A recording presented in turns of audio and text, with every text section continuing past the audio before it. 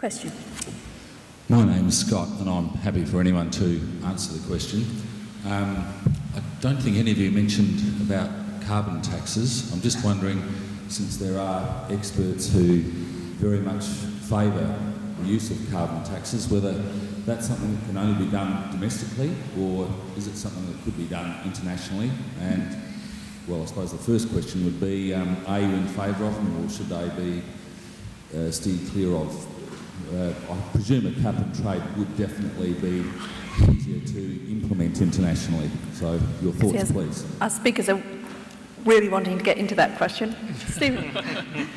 Well, that's a very important question, and I guess I shied away in my talk from that sort of debate and the technical issues around international trade in emissions permits. And there are many people who think that, okay, you can have CDM and voluntary offsets, but on a large scale, international carbon trading will never work. And we haven't tried it, so we don't know. So that's such a complex issue, I didn't get into it. But on the carbon tax, I mean, those same people then propose, well, let's do a carbon tax. But I guess there are two main drawbacks to that argument. One, it's not the model the world's chosen. So certainly for developed countries, we've, under the Kyoto Protocol, developed countries signed up to emissions caps, and no country is now saying, well, that was a mistake and we're not going to do that again, we're going to have taxes. The only argument is, what should the cap be? How big should the cut be? So whatever the academic, it's like the academics are still arguing, but the world's moved on. So I think that's the first big objection to anyone advocating a carbon tax. And the second is that the carbon tax doesn't involve any transfer of revenues from developed to developing countries, right? Every country has its own tax and keeps the revenue.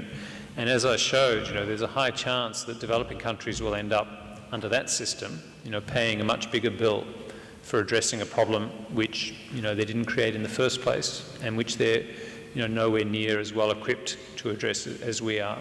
So the more promising feature of the cap and trade is it does allow that trade and does allow funds to flow to developing countries. And if you didn't do that, you'd have to have a lot more of the public funding. I'm suggesting there needs to be public funding, but it's very difficult to get. And so you wouldn't want to put all your eggs in that basket. Yeah, I totally agree with that. And the only additional comment I'd make is that with a carbon tax, the other issue is that if you don't set the tax properly, then it doesn't drive, it changes in behaviour. And you've got to keep adjusting the tax. If you come to a period where ultimately you haven't been able to reduce emissions through a carbon tax, and you're going to have to really, in effect, go out and buy permits, and that's more drain on public monies to go out and buy those permits. But I think, the salient point is really that we have moved on, and that debate's not, or as you say, it's been happening academically. The world's designing something completely different now. Thank you very much. Thank you. Professor Salmon. Salmon.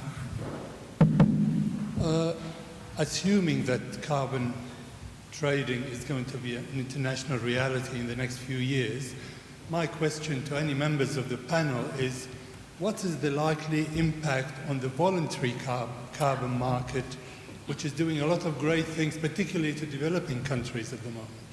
A very hot topic. Who would like to address that? Martin? Okay. Yeah, okay. I think with the voluntary carbon market, and just so that people understand this, in the compliance market, we talk about a situation where companies have to buy permits and have to reduce emissions under some sort of legal regime. The voluntary market is where a company would say, we as a company do emit greenhouse, we don't have a legal liability to do anything about it, but we'd like to do something, so we're going to buy some voluntary permits from, say, somebody who's planted trees on Kangaroo Island, for example. That voluntary market very early on grew very quickly, and it continues to grow. There is a view that with mandatory markets, it's stalled at the moment. There's no doubt the voluntary market has stalled in Australia, at least, because the government has made a statement that they're going to limit the sort of credits you can use in the voluntary market, although that's not exclusive. But there's policy uncertainty, so that market sort of slowed down a little bit.